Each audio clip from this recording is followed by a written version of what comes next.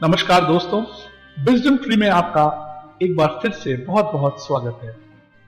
दोस्तों, आज हम एक ऐसे व्यक्ति के बारे में बात करने वाले हैं जिसने महाभारत के युद्ध में तो भाग नहीं लिया, मगर उसका शौर्य, उसकी महानता और उसकी गाथा सदैव अमर रहेगी। दोस्तों, हम आपको आज बताने वाले हैं अर्जुन के दूसरे पुत्र के बारे में।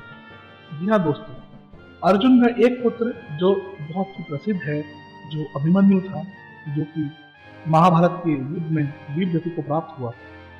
लेकिन दोस्तों, क्या आप जानते हैं कि अर्जुन का एक और पुत्र था जो शायद अभिमन्यु से भी ज्यादा प्रतापी था, और उसकी कहानी महाभारत में कहीं गुम हो जाती। दोस्तों, आज हम बात करेंगे बब्रुवाहन। दोस्तों, जब पांडव वनवास भोग रहे थे तो वहां पर एक छोटा सा नगर था जिसका नाम था मणिपुर। एक दफे अर्जुन मणिपुर से होकर गुजरता है। जब वहां की जो राजकुमारी होती है उनको देखकर वो मोहित हो जाते हैं और वे दोनों एक दूसरे से विवाह करने की तैयारी कर लेते हैं और निर्णय कर लेते हैं। दोस्तों, ये जो राजकुमारी थी, इनका नाम था चित्रांगदा। चित्रांगदा जो थी वे बहुत ही सुंदर और मोहक थी, लेकिन इसके अलावा वह शस्त्र ज्ञान में भी महानिपुण थी। चित्रांगदा अपने पिता की एकलौती संतान थी और उन्होंने अर्जुन से ये वचन दिया था कि वे शादी के बाद भी अपने पिताजी के साथ ही रहेंगी और जो भी उनका पुत्र होगा वो उत्तराधिकारी होगा अपने नाना के वंश का, और वो मणिपुर में रहकर ही शासन करेगा। दोस्तों, ये महाप्रतापी पुत्र था बब्रुवाहन। बब्रुवाहन दरअसल अर्जुन का दूसरा पुत्र था और अर्जुन बहुत ज्यादा समय ना बिताते हुए मणिपुर में वापस लौट जाते हैं, क्योंकि उनको वो महान युद्ध करना होता है। दोस्तों, यहां तक सब चीजें ठीक है, लेकिन जो असली बात है वो यहां आती है कि बचपन से लेकर जवानी तक जो शिक्षा बब्रुवाहन ने प्राप्त करी वो अपनी गुरु, अपनी माता से प्राप्त की। उनकी माता ने उनको धनुर्विद्या एवं अलग अलग तपस्याएं करना सिखाया, जिससे उन्होंने कई सारी सिद्धियां अर्जित कर ली। जब मित्रों खत्म हो गया महाभारत का युद्ध, तो युधिष्ठिर ने एक अश्वमेध यज्ञ। अश्वमेध यज्ञ एक ऐसा यज्ञ होता है दोस्तों, जहां पर एक घोड़ा अपने यज्ञ के स्थान से छोड़ा जाता है और वो पूरे भारतवर्ष में भ्रमण करता है। उस घोड़े को कोई नहीं रोकता। जो रोकता है वो एक तरह की चुनौती होती है उस राजा को, जिसके लिए उसने वो घोड़ा छोड़ा होता है, और अगर वो उसको जाने देता है तो वो मैत्री और सद्भावना का सूचक होता है। तो ये घोड़ा जब युधिष्ठिर के यहां से छोड़ा गया तो ये पूरे भारतवर्ष में भ्रमण कर रहा था, एक एक करके एक नगर पर दूसरे नगर जा रहा था, जबकि ये फाइनली पहुंच गया मणिपुर में। दोस्तों, मजे की बात तो ये है कि बब्रुवाहन ने अपने पिता अर्जुन को कभी देखा नहीं था और वो पहचानता भी नहीं था। और एक रोचक तथ्य यह है दोस्तों कि जब वो अपनी मां से शिक्षा प्राप्त कर चुका था, जब उसने अपनी मां और गुरु चित्रांगदा से संपूर्ण धनुर्विद्या और ये शस्त्रों का ज्ञान प्राप्त कर लिया था, तो वो एक दिन अपने माताश्री के पास जाता है और उनको बोलता है, क्या मुझे बताया, मैं आपको गुरु दक्षिणा में क्या देंगे। तो उनकी माता जी कहती, देखो पुत्र, मेरे पास सब कुछ है, और यदि तुम मुझे कुछ गुरु दक्षिणा देना ही चाहते हो तो तुम महाशूरवीर और प्रचंड धनुर्धर अर्जुन को पराजित करके दिखा दो, तो मैं समझूंगी मुझे मेरा गुरु दक्षिणा प्राप्त होगी। दोस्तों, अचानक ये सुनकर बब्रुवाहन थोड़ा सहम भी जाता है और अभ्यास में लग जाता है, परंतु वो ये जानता ही नहीं है कि ये महामहिम अर्जुन ही असल में उसके पिता है। दोस्तों, अब चलते हैं अब रणभूमि में, जहां पर बब्रुवाहन अश्वमेध का यज्ञ का घोड़ा अपने पास रोक करके रखा होता है और चुनौती भेजता है युधिष्ठिर को कि आप चाहे तो मुझसे युद्ध करें और मुझे हराए और घोड़ा ले जाए, नहीं तो ये घोड़ा जो है मैंने अपने पास में रख लिया है।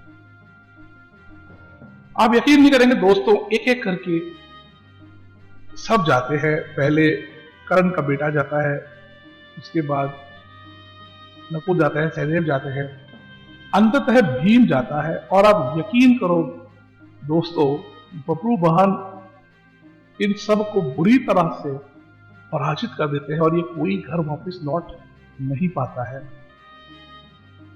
ये देखकर एक चमत्कार सा हो जाता है और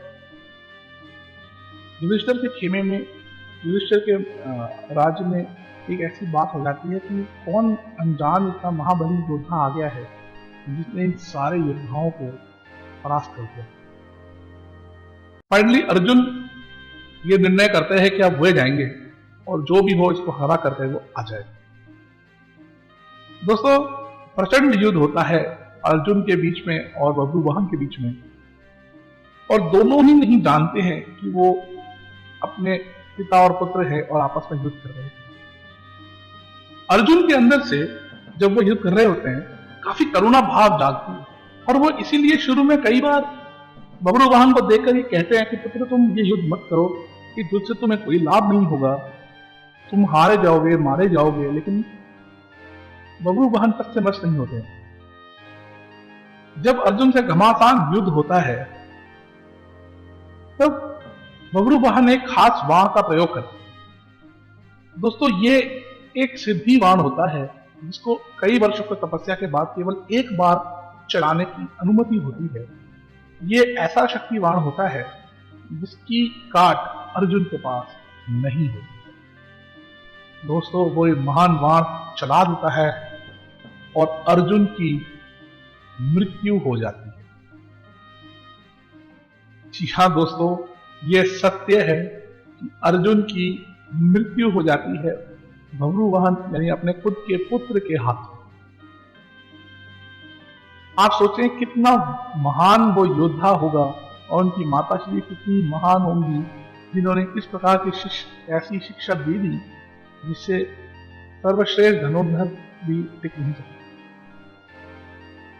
जैसे ही ये हुआ, एक आकाश में एक बड़ी सी गर्जना हुई।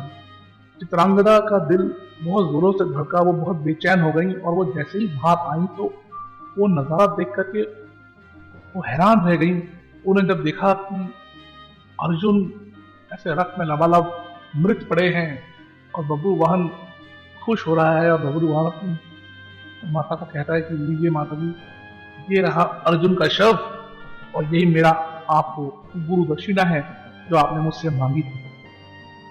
ये सुनकर चित्रांगदा फूट फूट कर रोने लगती हैं, विलाप करने लगती हैं, अपना आपा खो देती हैं और ये सब देख करके वो बताती हैं अपने पुत्र को कि हे पुत्र, जिसका तुमने वध कर दिया है वो दरअसल में तेरे खुद के पिताजी थे और मैंने तुझे उन्हें युद्ध में परास्त करने के लिए कहा था, उनका वध करने के लिए नहीं, और ये तुमने क्या कर दिया।